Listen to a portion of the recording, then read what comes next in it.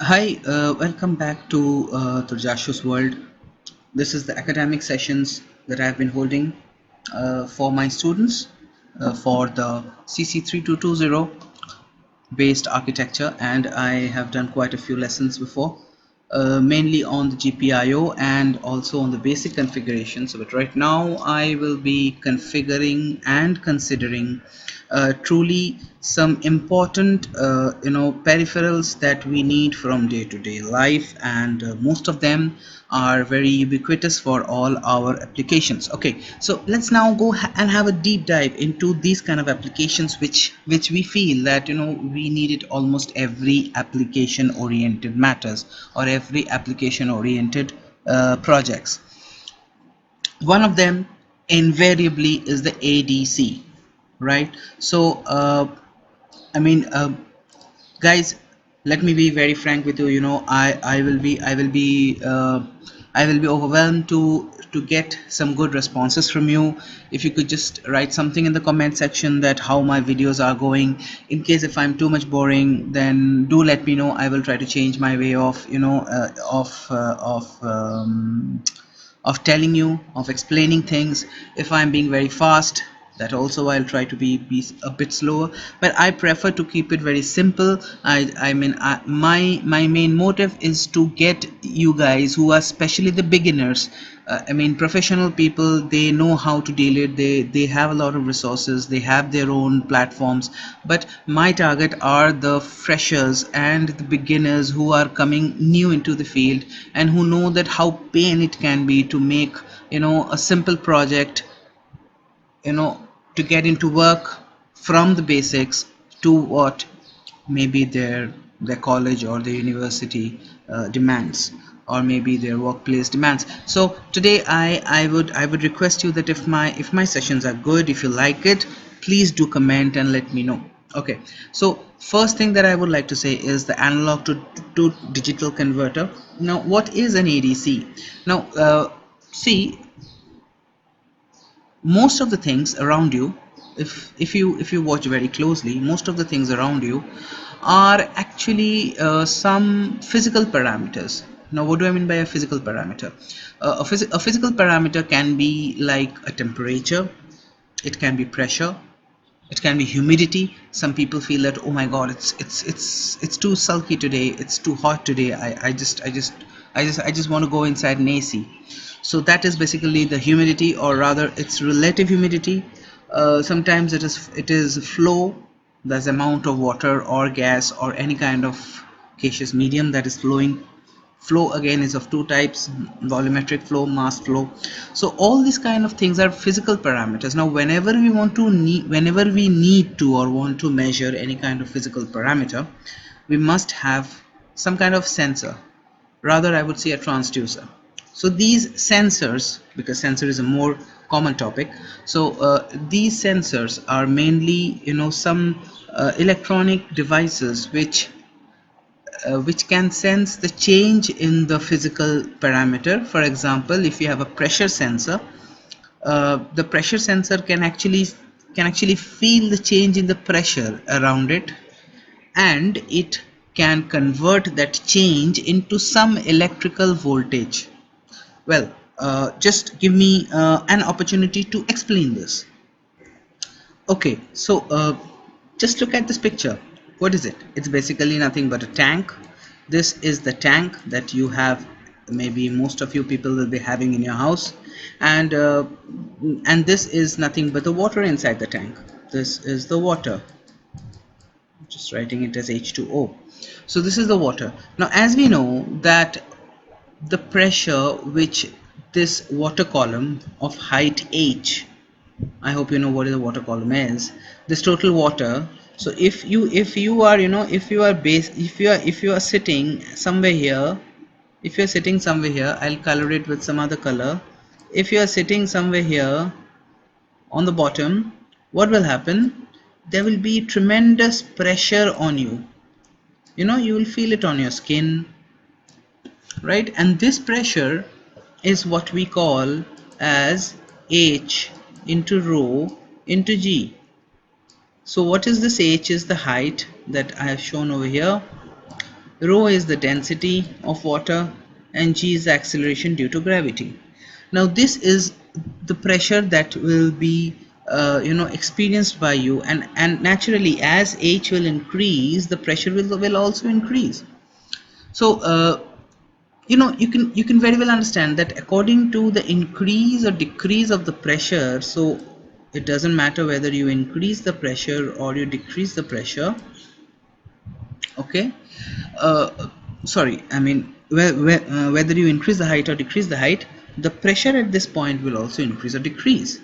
Now accordingly, what will happen, this, suppose now consider that this is a sensor, okay, some kind of a sensor which can convert a pressure of say 1 bar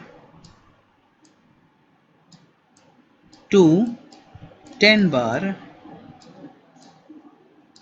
It can convert this pressure of 1 bar to 10 bar into a linear conversion of 1 volt to 5 volt.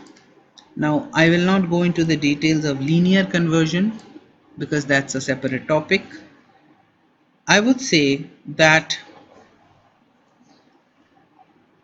if we start from 0 for one bar, the graph should start from here. If we have voltage, the output parameter over here, and if we have the pressure over here, then the graph should be like this. Okay, so what is happening is we are able to measure the voltage in terms of the pressure, and that too linearly. So if there is a double increase in pressure, the voltage will double, and if it decreases also doubly, it will decrease accordingly. So this kind of voltage, or this kind of potential difference which we get, we need to, in many cases we need to process it inside the microcontroller, and this can be fed into an MCU.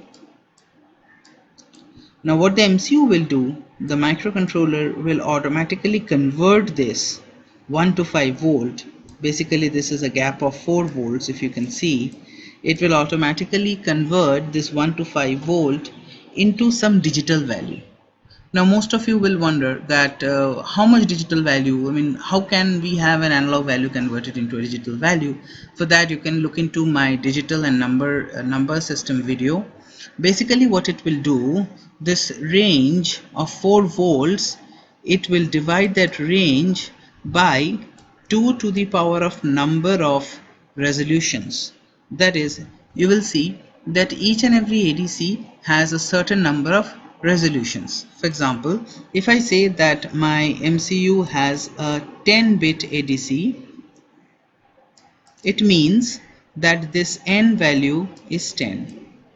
So in that case, 4 will be divided by 2 to the power 10. That comes out to be, I guess, 1024. So this will be total number of divisions.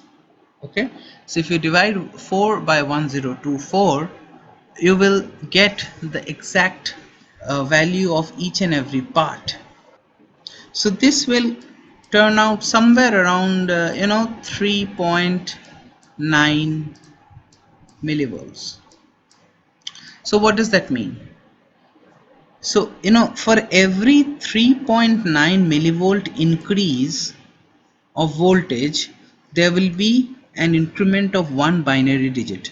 So if we start with the binary value of 0000, which will correspond to, say, since our starting voltage is 1, so it will correspond to it will correspond to 1.000 volts. Okay, so the next value automatically, that is 000, I'm sorry, I just there are total 10 bits, so it should be like this.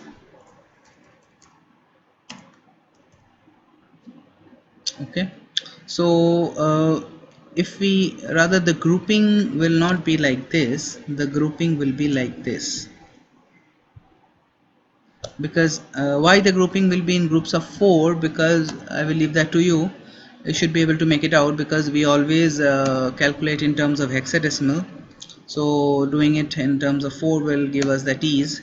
So the next value will be 0001, and that will be nothing but just 3.9 millivolts more, so 1.0039, right? So what will be the next value? It's 00 space 0000 space 0010, and that will be equal to 1.00, approximately, I think 78. Okay, so if we keep on calculating like this, then you can have the final value, that is 11111111, and this will be equal to my highest value, right? And what is my highest value? That is 5. If I calculate it, let me see how much it comes. Okay, so this will come to somewhere around 1 plus 3.99, so that will come to around 4.9936 or something. Okay, so you can see that basically what we have done, we have converted the entire range into small digital parts, or rather we have broken the entire value into some small parts, and each and every part has a corresponding digital value. And this is exactly what ADC does. There are certain methods of doing it. Successive approximation is there, then there are some other techniques are there, but that is unimportant as of now. We will consider that ADC does this functionality. So if it is a 12-bit ADC, maybe this 3.9 millivolt will get a bit smaller, and you will get even some better values. So one thing you can see that, I mean, one thing rather you should see, you should have imagined, or maybe you might have imagined, that is, in this range we are missing 3.9 millivolts. Have you noticed this? So if you measure a value of 1.00 say 21 volt, the ADC will say, sorry, I'm sorry sir, I cannot give you any digital equivalent for that. You will have to go back to the previous value. So this is something that is very weird, because we lose a lot of data. Suppose if a system is stable, suppose if we are tuning a system, and if the system is stable at 1.0021 volts, and we want to save that value in a digital format, you will have to go for a higher bit resolution. So this is where higher bit resolution comes into picture. So for example, if we had instead of 10, now come down here, if we have instead of 10 we had a 14-bit ADC, then obviously you can see that this 3.9 would be reduced to much lower. It would be reduced to much lower. So in that case, maybe 1.0021 volts would have had a digital equivalent. Okay, so that's a very basic about ADC. Now ADC, we won't be going into much depth about ADC, because in ADC you have a full, you have a full library. You have, I mean, I will show you in Simple-Link SDK. We have a lot of experiments, sorry, a lot of examples wherein you can jumpstart your ADC applications. I would say do not. Again, I would say please do not attempt to write your own driver libraries, because your ROM is already loaded with TI drivers for the corresponding silicon, and it would be a waste of time and also a risk of stability to write your own drivers. So please don't do it. It's good if we follow the drivers inbuilt. So CC3220X, it has a multi-channel meaning that you can access more than one, you can access more than one channel. Suppose if you have 4 sensors connected to your system, you can connect them to each and every section. It's not like you have to connect an analog mux chip and then you run it in order to select the channel. So there are 4 channels already given. It is a 12-bit ADC, so that is very important. 12-bit ADC means that the total resolution will be whatever the voltage you're giving or the voltage it is sensing, that has to be divided by 2 to the power of 12. Now 2 to the power of 12 will be 4096, so that will give you a good output. Okay, now one thing more you need to see is that the sampling periodicity is 16 microseconds, so that is 62.5 kilosamples per second per channel. So this is something that not very important to you as of right now, but just remember that 16 microsecond is the time that we will have per channel to scan. Okay, so in 16 microseconds of time, one of your channels will be scanned. So I will explain this as we go down.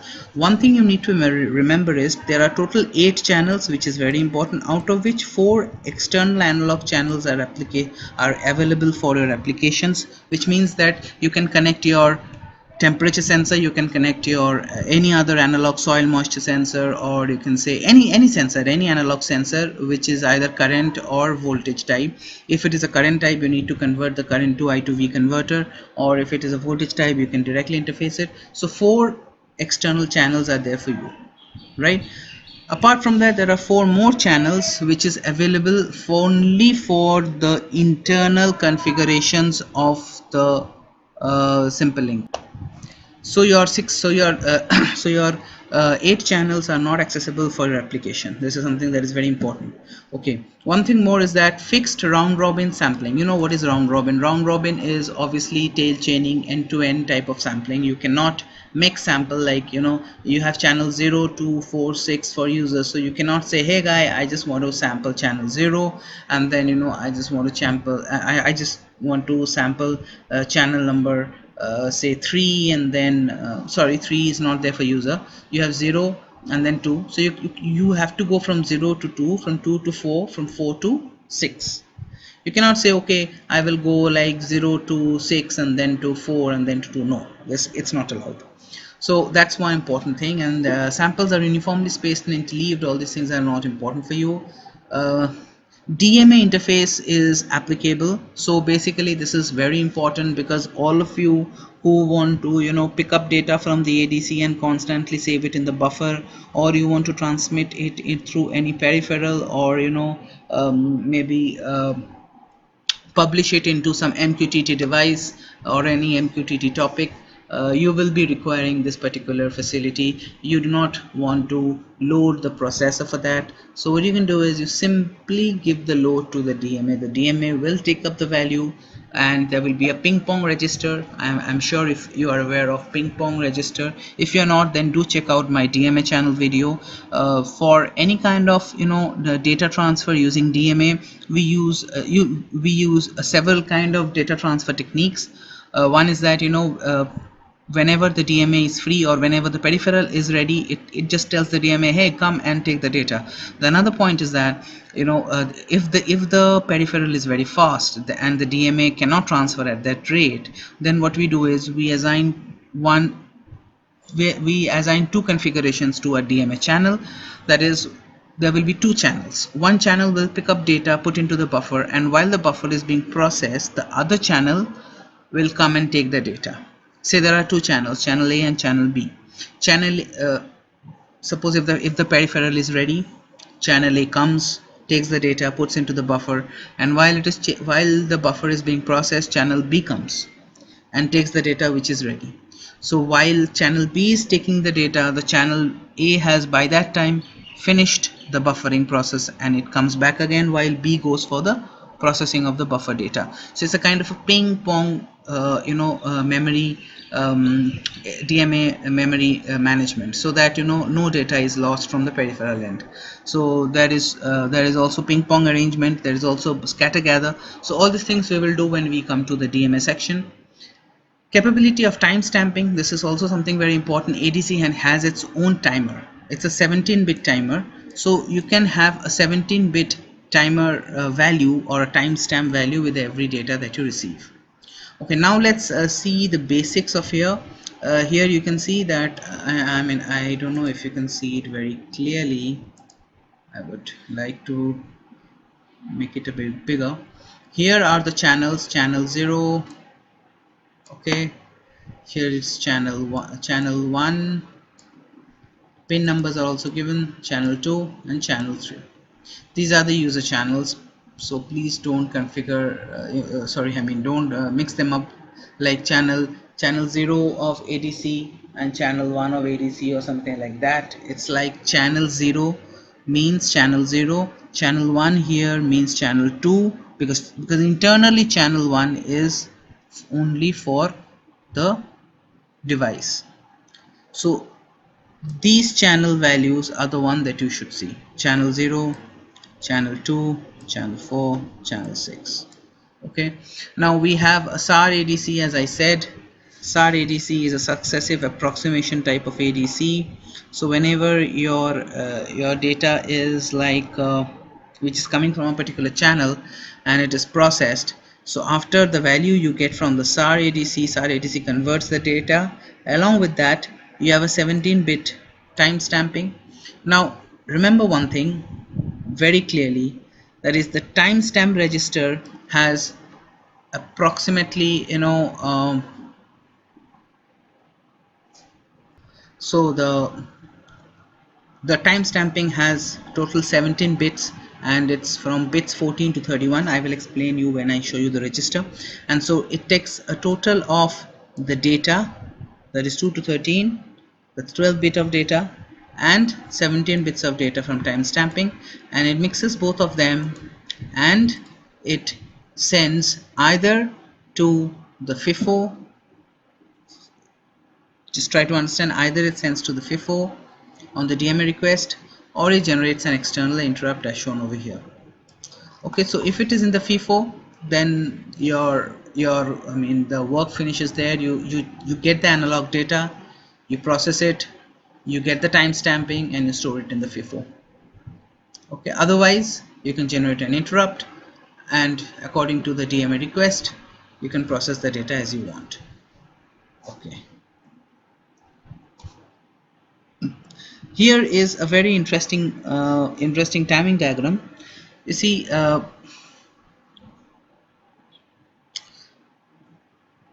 one thing you remember, that sampling time requires 4 cycles. ADC clock is again 10 megahertz. These are very important things to note. Please make a note of this in your notebook. ADC clock is 10 megahertz, which means that it's 0.1 microseconds, that is 100 nanoseconds, 100 nanoseconds for each and every clock cycle. So it requires 4 cycles, which means 400 nanoseconds. It requires 400 nanoseconds to sample the input, and the conversion takes 16 cycles. So that is 1600 nanoseconds. So 1600 nanoseconds of SAR conversion as shown over here, and 400 nanoseconds of sampling, so that totally it gives 2000 nanoseconds, which is the 2 microseconds as shown over here. Okay, so this is something that is very important, and the same for all the channels. Internal channels you need not bother, because it is internal for the system. Okay, now another important thing is the ADC mapping. In the ADC mapping, you basically can see that the pin numbers are given, that is 57 is mapped to ADC channel 0, which is actually the channel 0 for the processor also. 58 is given to channel 2. Just don't consider this mux channel pin mux right now. You just consider the main ADC channel. 59, pin number 59 is given to ADC channel 4, and 60 is given to ADC channel 6. Now as you can see that for channel 1, 3, for channel 1, channel 3, channel 5 and channel 7, there is no external pin. It's not applicable, so you cannot access these channels. These are basically, I would say, reserved for internal use and for internal monitoring. Okay, so we don't bother about that. Now we come to the registers. I'll explain the registers later on, but more or less, in ARM architecture, one good thing is that if you can understand one type of register addressing, like for example GPIO, you don't have to bother about the others. Okay, so I told you that ADC module has an address of 4402 E800, and in that the ADC control has an offset of 0 hex, which means that this is the address of that particular register. Okay, and the next register is at 24 hex. So basically there is a difference of 24 hex locations. Okay, so this you will have to understand. Okay, so there are a lot of registers. I mean, I would just rush through the registers because there's not much of importance. As I said, that we will be using RTOS, and it is the use of the RTOS ADC init to initialize all these registers with proper values. We will just tell them that, okay guys, I want to use an ADC channel 0 for in the continuous mode, and it is like I want to use, say, I want to use, say, the DMA mode, and I want to use it for DMA, this kind of a purpose. So all these things I will tell to the configuration thread that I will be spawning, and in that particular spawning thread using TI RTOS, all the configurations will be done. So in the board init as well as the ADC init, all this will be taken care of. But I want you to understand, because uh, when you will be facing interviews, and when you will be going into the real in-depth architecture, you ought to know this. So first I go to ADC control register. So as we have seen that, okay, just let me do one thing. Just let me let me prepare a white sheet wherein I can just write the address of the ADC, and that would be very helpful. So ADC, so the ADC base address, as we have seen, it is this one, right? 4402 E800.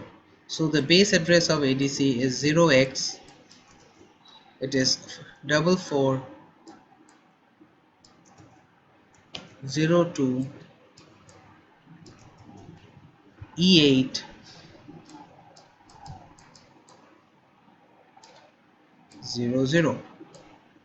So all those guys who are still confused about hex to binary conversion, I would convert this into binary for you. This will be 0100, right? This will again be 0100. Okay, this will be 0000. Okay, this will be 0010.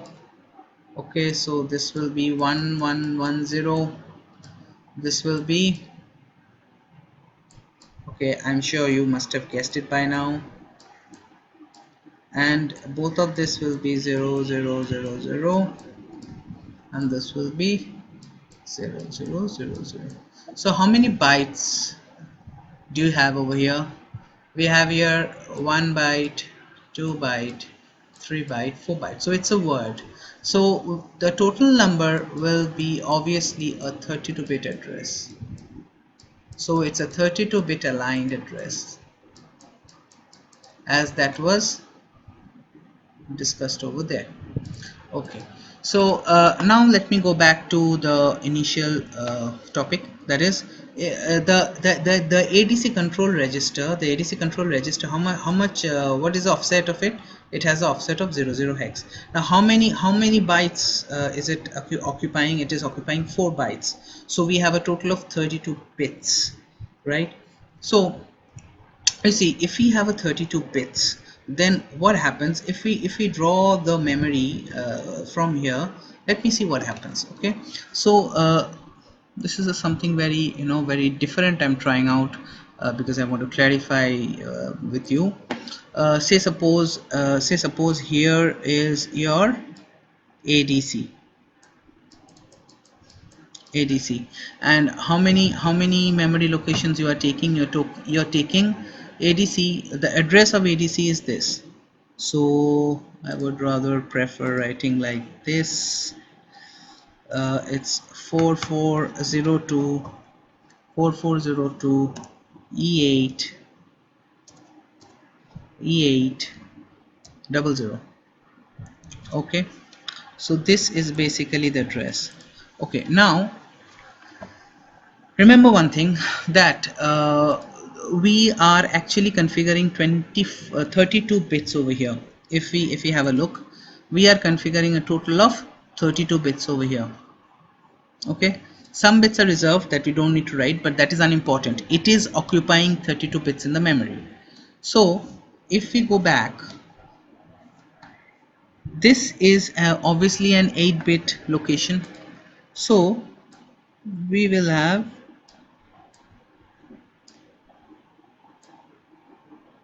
4 such memory locations, right? I hope you understand. 8 over here, 8 over here, 8 over here, and 8 over here.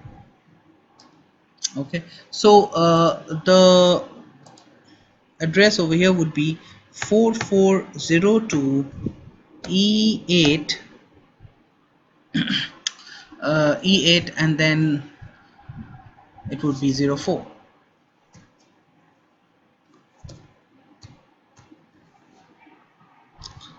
I'm sorry, 03. 0 is the first one, so 0 0 0 0 1 0 2 0 3.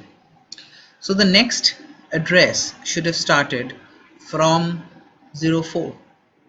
But the interesting point is, if we have a look, the next register starts from the address 24 hex. Okay, we will go into the discussion of that later on. Remember that over here, what are we configuring? We are configuring ADC enable. So basically over here we are enabling the ADC. So ADC application processor. So if we make this bit 1, then ADC will work, or the ADC peripheral will work. Otherwise the ADC peripheral will not work. Okay, so one thing I want to explain over here is that, watch this very carefully. Okay, see, I have already shown you that this is the ADC first register that we have seen, that is this one. Okay, now we have 31 bits over here. Now each bit over here basically is representing 8 bits, or one complete memory location.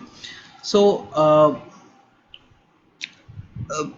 like if you want to refresh like how it is being done, or why I am saying this, then it would be good, if you can browse through your the GPIO section. Okay, so now how many bits do we have over here? We have a total of, what I mean to say is, here we have a total of, if you can follow me, here we have a total of 32 bits. Small b denotes bits. So what I'm saying is that for each and every bit I will be considering a total of a word. That is how bit banding works.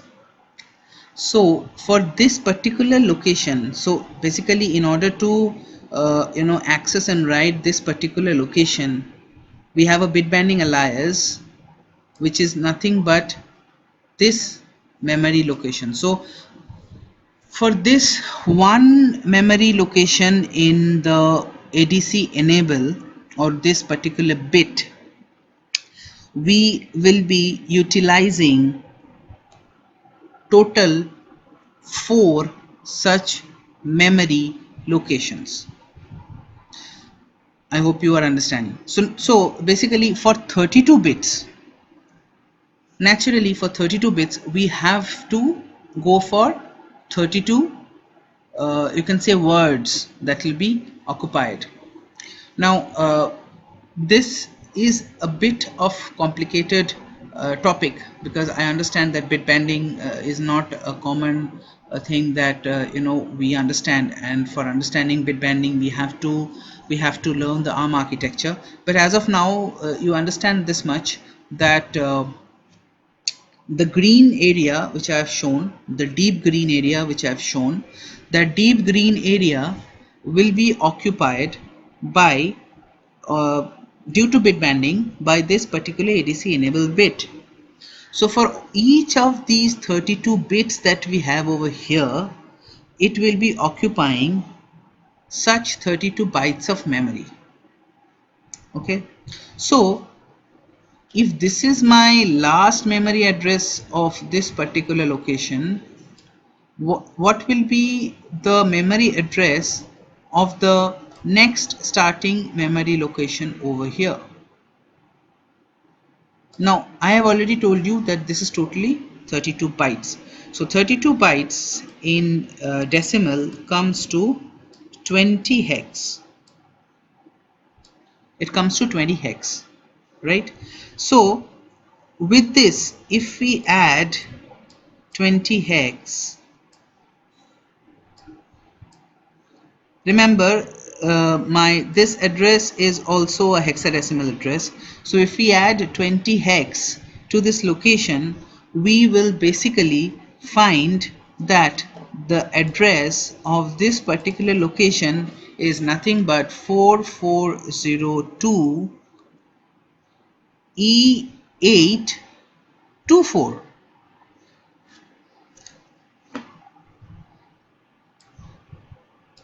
right? Because remember remember this address will be 23, that is E823. This address will be E823, right? So this address will be E824. So if here you can see that the rest part is fixed. This part up till here, I'm sorry, up till here it is fixed, which is my base address. So what is changing is 24, and that is why the next registered address has to start from 24. Otherwise you think simply that if we are only taking four bytes over here, we are one byte is here, one byte is here, one byte is here, one byte is here, so it should have been like 0 1 2 3, and then the next offset should have been 0 4. Most of you must have had that thing in your mind, had that question in your mind, but that 0 4 cannot be done, because we have a bit banding alias which consumes a huge amount of memory area in between these two registers, and that is the priority, and that is the patented architecture of ARM, and we cannot do about it. So the next address is 24. Now in 24, what we are doing, we have 3 bits over here, I'm sorry, we have 4 bits over here, and what are those 4 bits doing? Whether we want a FIFO interrupt, overflow interrupt, that is in case if the FIFO has been filled in by the ADC, but you have forgotten to clear it up, or the system is hanged, or the thread is hanged and it is not able to clear it out, then we will have an interrupt. Okay, if the FIFO is full, we also can have a full interrupt. So all these things you can configure over here. So remember one thing again, here also you have 32 bits, so for each and every bit you have to consider 1 byte of memory. Now the interesting thing is that like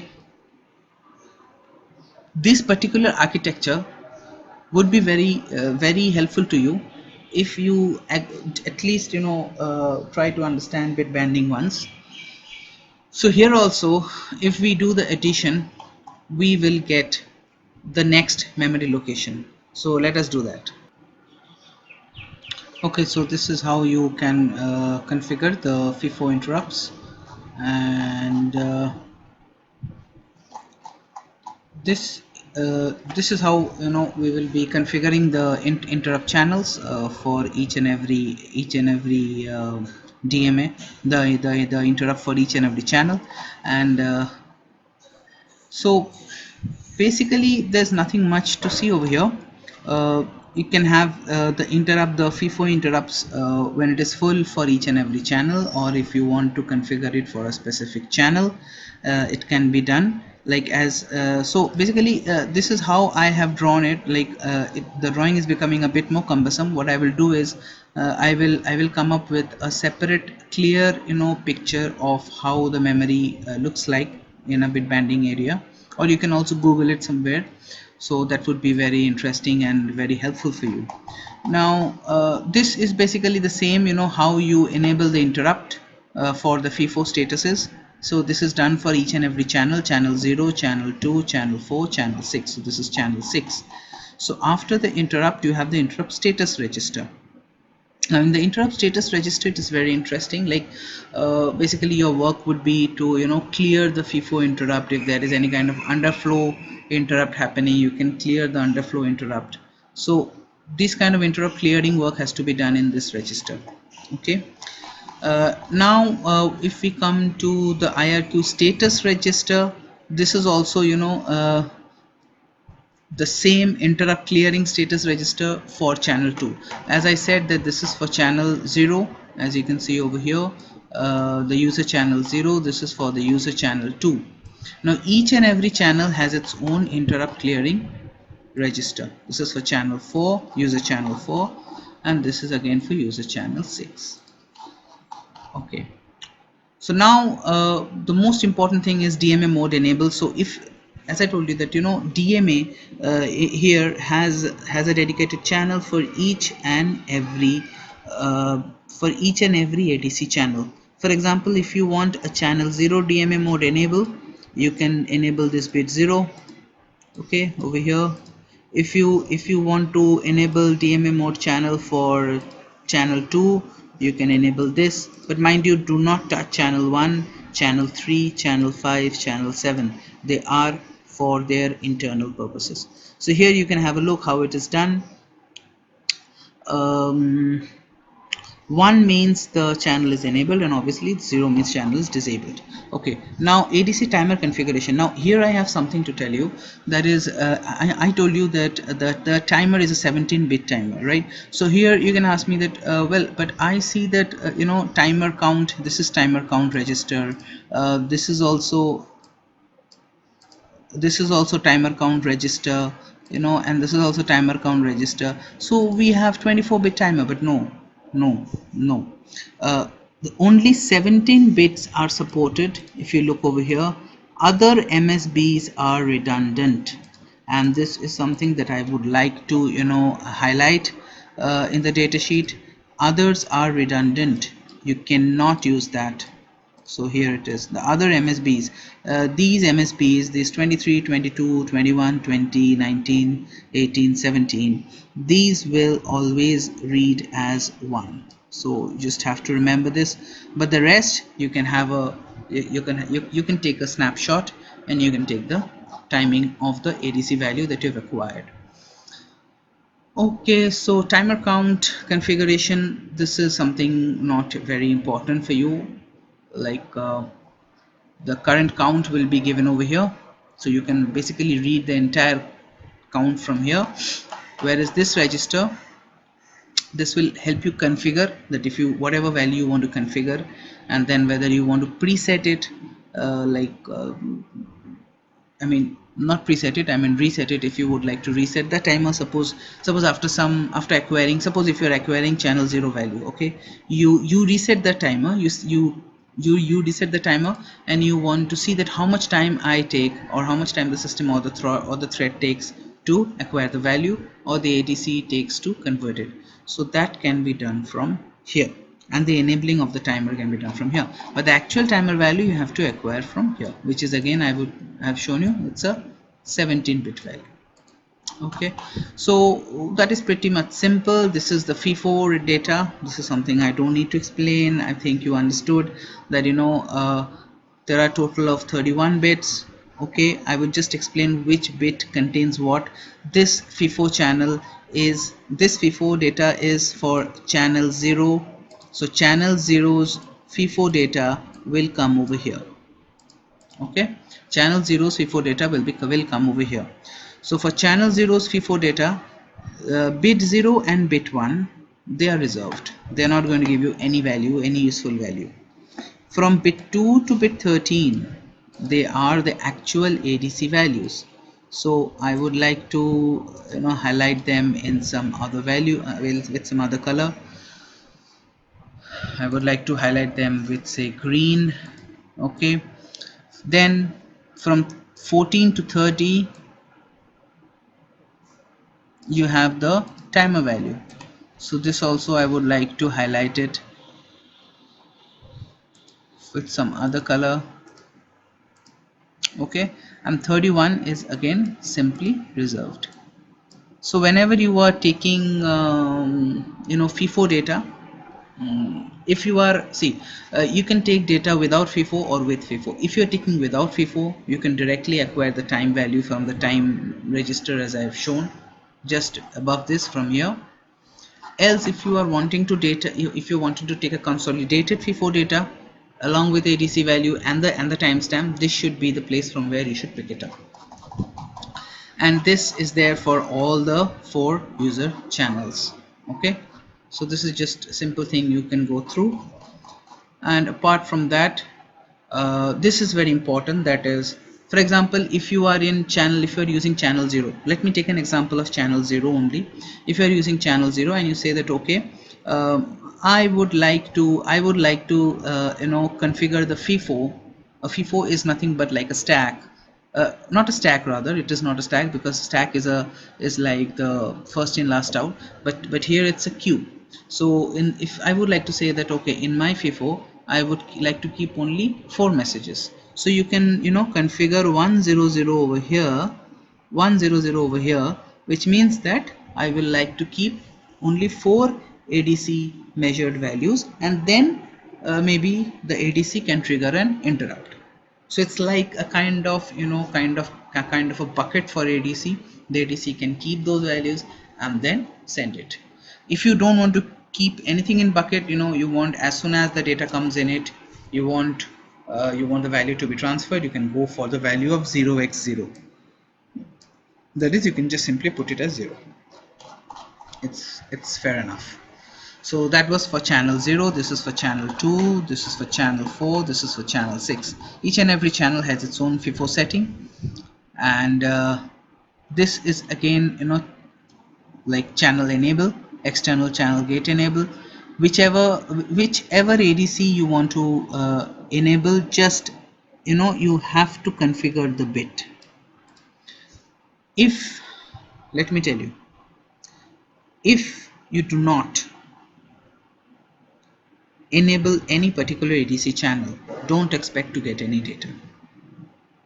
Don't, because by default all the ADC input channels are in Z state, that is an isolation, electrical isolation state. So if you want to take some data from channel 0, you have to configure it for pin number 57, and for channel 2 58, and so on. So here you can go through the initialization steps. Again, I would like to say, for those guys who are with me and want to use RTOS, for you there is no need to there isn't any need to go through this configuration. This configuration is only for them only for them who would like to use no RTOS. Okay, so the pin type will be ADC. This you have to configure the pin type. You have to enable the ADC base. Okay, now remember, whenever you enable ADC module, you have to give at least, I would say, 1 second of delay. I would prefer 1 second of delay. Actually, it is much lesser than that. I think it's around 5 or 7 or 10 clock cycles, but I would prefer 1 second of delay before in order to the peripheral to get activated fully. Then ADC timer configuration, which is very important.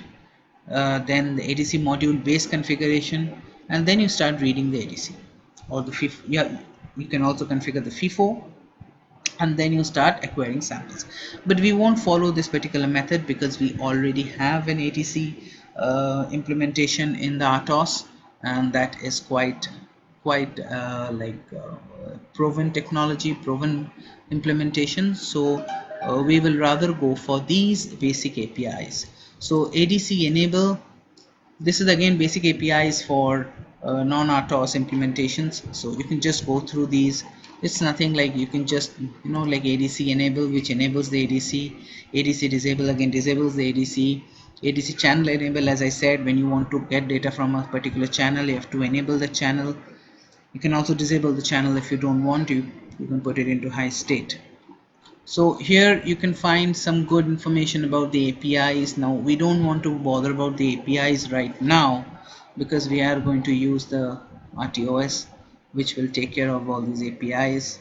So the rest I would like to, these APIs I don't want to discuss it over here. It makes no sense actually. So you can just go through the APIs. It's not much of a big thing, ADC over here. The only thing is that, if you are configuring, this is very important, just please listen very carefully. If you are configuring any pin from GPIO mode, which is handling a 3.3 volt input, to suddenly a GPIO input, please remember that, first disconnect that 3.3 volt input if you're having, transfer it to the GPIO, to the ADC mode, and then go for the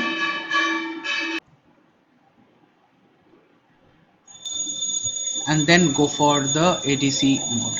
Otherwise it may damage, because ADC pins cannot take voltages better than 1.5. Okay, thank you very much. So waiting to see you in the next session, where I will be interfacing a real ADC, and I will be measuring some values in the ADC through the channel 0 and channel 2 and 4. And I will also try to implement the DMA for ping pong application, that is ping pong DMA application.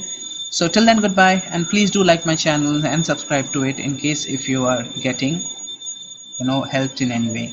Thank you very much, and please pardon me for the very bad quality of video and my audio.